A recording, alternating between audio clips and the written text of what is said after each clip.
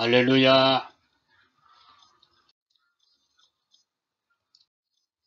여러분의 후원과 기도에 감사드리면서 오늘 이 추석을 맞이하여 여러분과 함께 말씀을 나누게 된 것을 참 감사하게 생각합니다. 오늘 나사렛 예수님을 따르자는 주제로 말씀을 나누기를 원합니다. 요즘 우리나라는 지역마다 정치 이념과 사상들이 뚜렷하게 갈라지고 있어서 나라 걱정이 너무 커지고 있습니다. 우리나라 역사에도 보면 병자호란 때 청나라에 붙잡혀 갔다가 돌아온 부녀자들을 나쁘게 부르는 말이 있었고, 또 함경남도 삼수갑산에는 귀양간 사람들이 많이 살았던 때도 있었습니다. 그래서 어떤 사람들이 모여 사는 그 지역에 대해서 좋지 않는 꼬리표를 붙이는 그런 일들이 우리 역사 속에도 많이 남아 있습니다. 예수님 당시에는 나사렛 사람들, 또 갈릴리 사람들, 물론 사마리아 사람들이 가장 나쁜 악명을 가졌던 사람들이고, 이 나사렛이나 갈릴리 지방 사람들도 아주 좋지 않은 그런 평판을 받았던 지역 사람들이라 그렇게 볼 수가 있습니다.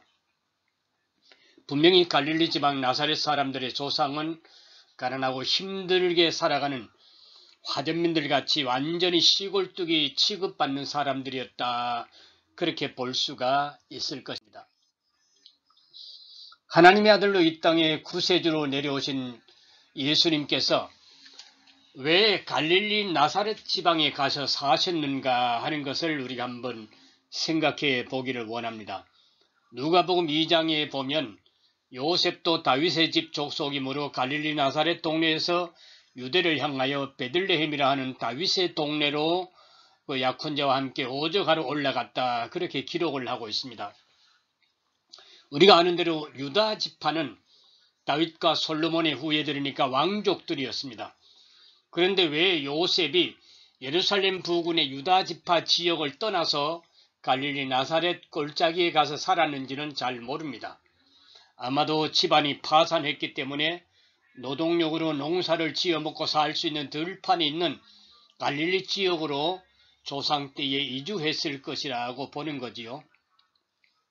그리고 거기서 아마 목수일을 배워서 연명하는 집안이었을 것으로 추측을 합니다. 예수님 당시 이스라엘에는 유대교가 있었는데 이 유대교에는 우리나라 산업공상 차별이 있었듯이 죄인의 범주에 들어가는 많은 직종들이 있었습니다. 율법의 형식과 인과응보 교리를 적용한 결과 절대다수의 사람들이 죄인이 되고 말았던 거지요. 물론 이방인들이 죄인이고 지옥의 땔감이 될 사람들이라고 단정을 받았습니다. 그리고 혼혈자들, 바벨론에서 돌아온 사람들, 또 사생아, 이런 사람들이 다 죄인의 범주에 들었습니다. 그리고 또한 율법을 버린 사람들, 세리나 창기들이나 강도들은 전형적인 죄인 취급을 받았던 것입니다. 또 율법을 지키지 못하는 직업상 순회해야 되는 그런 사람들 중에 목자들이라든가 농부들이라든가 어부들은 율법에서 정죄를 받는 그런 죄인의 범주에 들었습니다. 그리고 또한 남보기에도 결과가 별로 좋지 못한 사람들, 즉 가난한 사람들이나 병자들, 장애자들이 그런 유에 속했던 것입니다. 인과응보의 법에 따르면 좋지 않은 결과의 원인은 다 죄로 보았던 것입니다. 병자들이나 사업의 실패자들이나 불치병자들이나 가난한 사람들은 다 죄인으로 낙인이 찍혔던 거지요. 요한복음 9장 1절 이하에 보면은 제자들이 예수님께 질문했지요. 이 사람이 소경으로 태어난 것이 누구의 죄 때문입니까? 그랬습니다. 이런 유대교의 통념에 의하면 사지가 없이 태어난 닉 부이치치 같은 사람은 정말로 큰 죄인의 가정에서 태어난 것으로 낙인을 찍을 수가 있는 거죠. 또 이 유대교의 관념에 의하면 부정한 사람들, 이방 죄인들을 접촉하는 사람들, 시체에 가까이 가는 사람, 또 무덤을 만졌던 사람들, 또는 식사 전에 손을 씻지 않는 사람들, 율법대로 먹거리를 구별을 잘 못한 사람들도 다 부정한 죄인 취급을 받았던 것입니다. 또한 직업상 오물을 취급하는 사람들, 또 짐승의 가죽을 취급하는 무두장이나 직조공들이나 또 양떼들, 소떼들을 만지는 목동들이나 짐을 운반하는 자들 역시 죄인 취급을 받았던 것을 볼 수가 있습니다. 그런 사람들이 모여 사는 지역이 바로 이 갈릴리 나사렛 지방이었습니다. 예수님 시대나 그 이전 시대에도 나사렛은 아주 보잘것없고 가치 없는 시골 중의 시골이었습니다. 요한복음 1장 46절에 빌립과 나다나엘의 대화에서 나다나엘이 말했죠. 나사렛에서 무슨 선한 것이 날 수 있느냐 그랬습니다. 그만큼 나사렛이 가치 없는 지역으로 멸시받아왔다는 것을 입증해 주는 말입니다. 그리고 요한복음 7장 52절에도 대제사장들과 바리새인들이 단언했습니다. 찾아보라, 갈릴리에서는 선지자가 나지 못하느니라. 그렇게 무시한 것을 볼 수가 있습니다.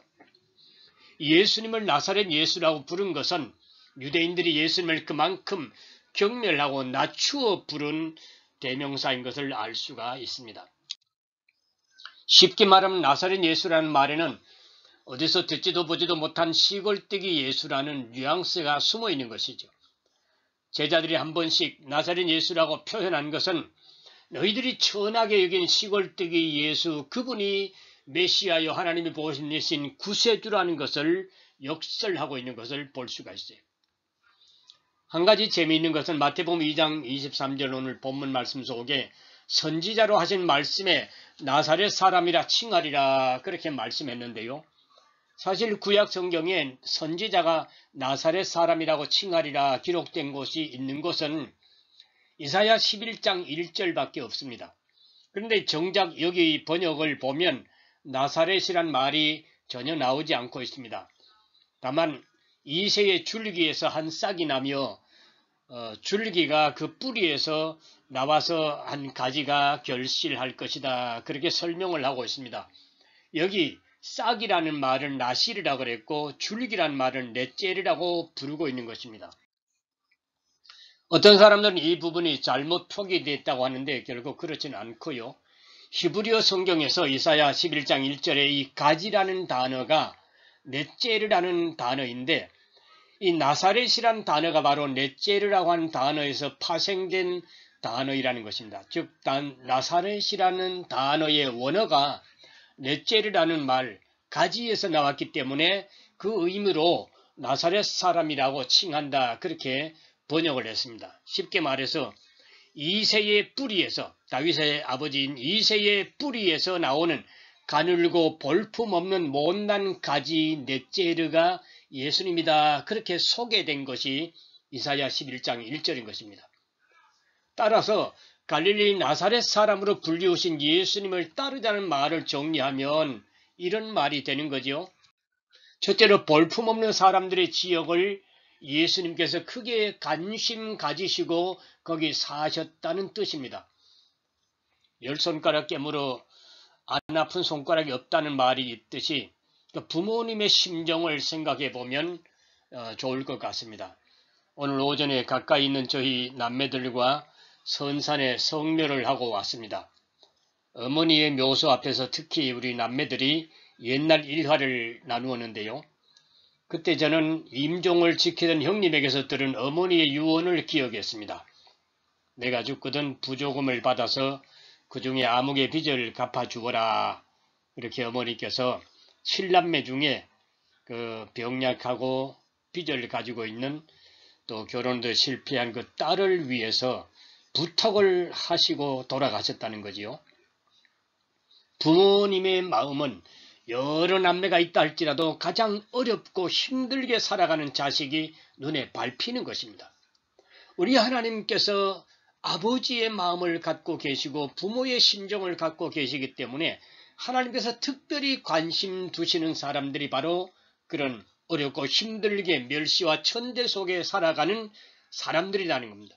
그 사람들이 특별히 이스라엘에서 갈릴리 나사렛 지역에 많았다고 하는 것이고, 거기에 하나님께서 관심을 가지시고 당신의 독생자 구세주를 그 땅에 살도록 그렇게 천사를 통해 안내하신 것이 오늘 본문에 나오는 것입니다. 마태복음 4장 12절 이하에도 보내주고 있습니다. 예수께서 요한이 잡혔음을 들으시고 갈릴리로 물러가셨다가 나사렛을 떠나 스불론과 납달리 지경 해변에 있는 가버나움에 가서 사시니 이는 선지자 이사야를 통하여 하신 말씀을 이루려 하심이라. 일러스되 스불론 땅과 납달리 땅과 요단강 저편 해변 길과 이방의 갈릴리요, 흑암에 앉은 백성의 큰 빛을 보았고 사망의 땅과 그늘에 앉은 자들에게 빛이 비추었도다 하였느니라 그랬습니다. 하나님 아버지의 마음이 이방 취급받고 있는 이 갈릴리, 이 해변 지역, 이 북쪽 갈릴리 지역에 관심이 많았다 하는 얘기죠. 요즘 많이 힘드신 분들이 있으실 것입니다. 그러나 하나님께서 누구보다 그 힘들고 어렵게 살아가는 자들을 기억하시는 것을, 관심 두고 계시는 것을 믿으시기를 바랍니다. 제가 81년도 12월에 이 2층 월세방에 모이는 이 신광교회에 처음 부임했을 때 일이 생각이 납니다. 당시 저는 포항의 큰 교회에서 은사 목사님의 그 부목사 자리에 초청을 받았었습니다. 그런데 예배 인도하러 신강교회에 와보니 고와 같은 눈빛으로 모인 작은 무리를 볼 수가 있었습니다. 그런데 사실 군대에 가 있는 동안 총회 헌법에 목사 안수 조건이 달라졌는데 단독 목회 2년이라는 규정이 생겨서 저는 부교육자 경력을 가지고 안수 직전에 군대에 불려가서 3년을 지났으니까 다른 우리 동기 목사님들보다가 3년이 늦어도 이제 안수를 못 받은 거죠. 그런데 다시 단독 목회 2년을 해야 안수를 받는다고 하면 제가 큰 교회 부교육자로 가서는 안수를 받을 수가 없게 된 일이 생겼습니다. 그래서 일단 목사 안수를 위해서도 그 2층 싸굴새방 교회에 제가 부임을 하게 된 것입니다. 얼마 후에 큰 교회 그 은사 목사님이 다시 내려오라고 연락을 받았는데 그때 이런 대답을 했습니다. 목사님께서 저를 가르치실 때 어렵고 힘든 자들의 친구가 되라 하셨는데 이제 저를 도시 큰 교회로 데려가려 하십니까? 저는 여기 어려운 성도들을 좀 더 돌보아야 합니다. 그렇게 완곡히 거부를 하였습니다. 그때 그분은 도시 큰 교회에도 어렵고 힘들게 사는 소자들이 엄청 많이 있다. 시골에만 어려운 사람이 있는 게 아니다. 그리고 시골에만 있으면 목사가 자기 개발이 안 되는 문제가 있다. 이렇게 충고도 하셨습니다. 그러나 저는 그 시골 어려운 교회를 위해서 7년 반 있다가 필리핀 땅으로 오게 된 것입니다. 우리는 자기 개발, 신분 상승 다 좋은 것이지만 그래도 하나님의 마음이 있는 곳에 내 마음이 머물고 하나님의 눈물이 있는 곳에 내 눈물이 있기를 원해야 당연할 것입니다. 아멘. 그게 갈릴리 나사렛 예수의 제자들의 자세라는 것입니다. 둘째로 우리의 마음도 낮은 곳에 머물러 소자들을 보살피는 마음을, 예수님 같은 마음을 가져야 된다는 거죠. 정치적 권세로 세도를 부리는 자가 된다면 예수님으로부터 바리새인 사두개인들의 저주를 받은 것처럼 누구든지 예수님께 꾸중을 들을 게 분명한 것입니다. 중세 로마 교회가 부패하여 이슬람과 인문주의자들의 공격에 무너진 것처럼 또 러시아 정교회가 번성했지만 노동자 빈민들을 돌보지 않아서 공산혁명에 70년간 고난당했던 것처럼 만약에 우리가 빈민들을, 어려운 사람들을 외면하면 우리 교회도 무너질 수밖에 없다는 것입니다. 야고보 1장 27절에 보여주십니다. 하나님 아버지 앞에서 정결하고 더러움이 없는 경건은 곧 고아와 과부를 그 환난 중에 돌보고 또 자기를 지켜 새 속에 물들지 아니하는 그것이니라 그랬습니다. 세계적으로 좌파 사회주의자들이 번성하는 것을 지켜보면서 우리 교회들이 회개할 일이 있다면 좀 더 낮고 빈천한 계층을 향해 우리 교회가 희생 봉사에 인색했던 면이 아닌가 생각해 보아야 됩니다. 달리는 말에 채찍질 하듯이 우리 모두가 이웃사랑 빈민구원에 더욱 박차를 가해야 될 줄로 믿습니다. 아멘. 셋째로 이왕이면 더 어렵고 힘든 자들을 도와야 된다는 거지요. 누가복음 14장 12절 이하에 보면 우리의 봉사 구제 사역에도 우선순위가 있는 것을 보여줍니다.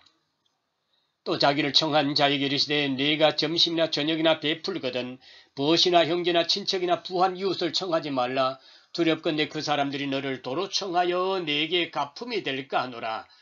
13절 잔치를 베풀거든 차라리 가난한 자들과 몸 불편한 자들과 저는 자들과 맹인들을 청하라.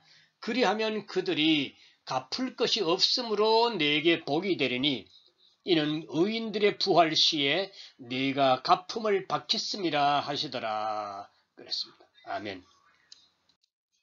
이왕이면 하나님의 관점에서 상받을 일을 해야 되지 사람들의 찬사만을 생각하면 안 된다는 거지요. 누가복음 4장 18절 이하의 말씀이 바로 우리에게 주시는 예수님의 삶의 모본입니다. 주의 성령이 내게 임하셨으니 이는 가난한 자에게 복음을 전하게 하시려고 내게 기름을 부으시고 나를 보내서 포로된 자에게 자유를 눈먼 자에게 다시 보게 함을 전파하며 눌린 자를 자유롭게 하고 주의 은혜의 해를 전파하게 하려 하심이라 하였더라. 아멘. 옛말에 가난 구제는 나라님도 못한다는 말이 있듯이 굉장히 어렵고 힘드는 것이 빈천한 사람들, 소약자들, 노약자들, 병자들을 돕는 일입니다. 그러나 성령으로 충만했던 초대 예루살렘 교회는 역사상 처음으로 희년을 성취하는 기적을 사도행전 4장 32절 이하에서 이룬 것을 볼 수가 있습니다. 성령의 능력으로 내 자아와 욕심을 이길 수가 있는 것이고 예수님을 마음을 가질 때, 예수님의 마음을 닮을 때에 참된 공산사회, 진정한 희년을 성취할 수가 있는 것입니다. 가짜 공산주의 이론에 빠져서 새 세상을 만들 수 있다고 눈이 번쩍 뜨인 사람들이 우리나라에도 많이 설치고 있습니다. 그리고 또한 교회를 압제하는 모습들을 많이 봅니다. 그러나 마르크스 사상, 가짜 공산주의 이론의 실천 현장은 다 평등하게 가난해지는 그런 실패로 치달리고 있는 것을 세계 역사가 증거하고 있습니다. 오직 성령으로 하나님 아버지의 마음으로 예수님의 정신으로 정직하게 도울 때 진정 나도 보람되고 남도 복되는 것을 믿고 성령의 능력으로 자발적인 마음으로 실천에 옮기기를 힘써야 될 것입니다. 하나님 은혜를 많이 받은 우리 민족인데 이 은혜를 받고도 내보내지 않으면, 나누어 주지 않으면 사해처럼 소금바다처럼 죽어버리고 생명의 능력을 잃어버리게 되는 것입니다.